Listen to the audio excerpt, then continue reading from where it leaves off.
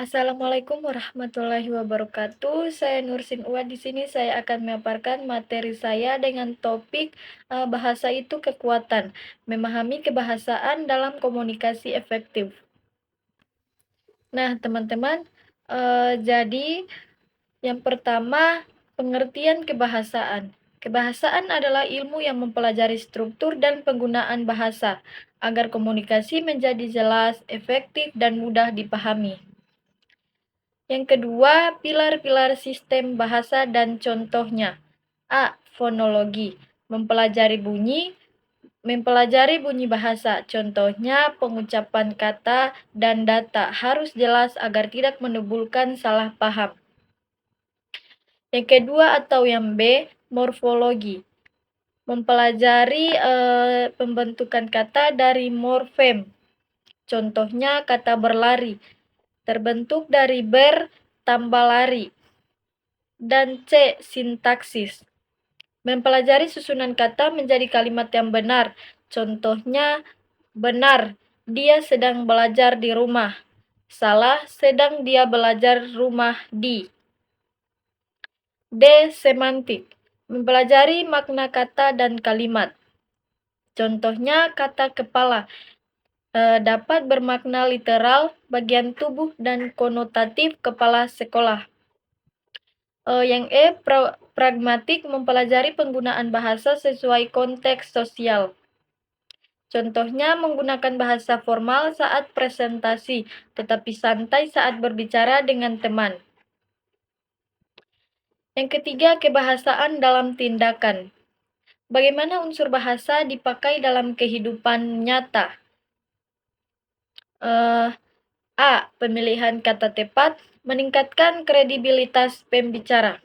Contohnya, menggunakan istilah evaluasi, bukan hanya cek ulang dalam presentasi. B. Negosiasi bisnis.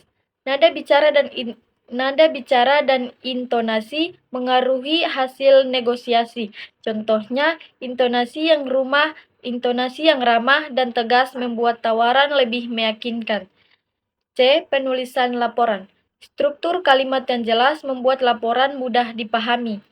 Contohnya, data menunjukkan peningkatan penjualan sebesar 20%, jelas dan tidak ambigu. Baik kan teman-teman? Yang pertama, mengapa kebahasaan penting? A. Mencegah salah paham. Sintaksis bahasa yang tersusun rapi membuat pesan dipahami dengan benar.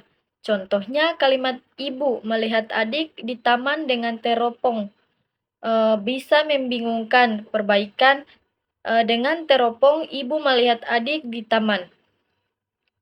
B. Membangun hubungan pragmatik. Pemilihan bahasa yang sesuai situasi membuat komunikasi lebih hangat dan dipercaya. Contohnya, bahasa santai untuk teman, tetapi bahasa formal untuk dosen. C. Meningkatkan kualitas, konten, atau morfologi. Penguasa kosakata membuat tulisan lebih menarik dan bervariasi. Contohnya, mengganti kata sederhana seperti baik dengan kata lebih tepat, unggul, positif, bermanfaat. D. Kekuatan persuasi. Bahasa yang tepat membantu mempengaruhi audiens. Contohnya, dengan menggunakan aplikasi ini, Anda dapat menghemat waktu hingga 50%. Yang kedua, tantangan kebahasaan dan solusinya. A. Ambiguitas, kalimat membingungkan. Solusi, revisi kalimat, tambahan kata hubung, contohnya kalimat ambigu, dia melihat guru dengan kacamata. Perbaikan, dia melihat guru yang memakai kacamata. B. Jargon berlebihan. Solusinya, gunakan bahasa sederhana sesuai audiens. Contohnya, istilah teknis kalibrasi sistem optik.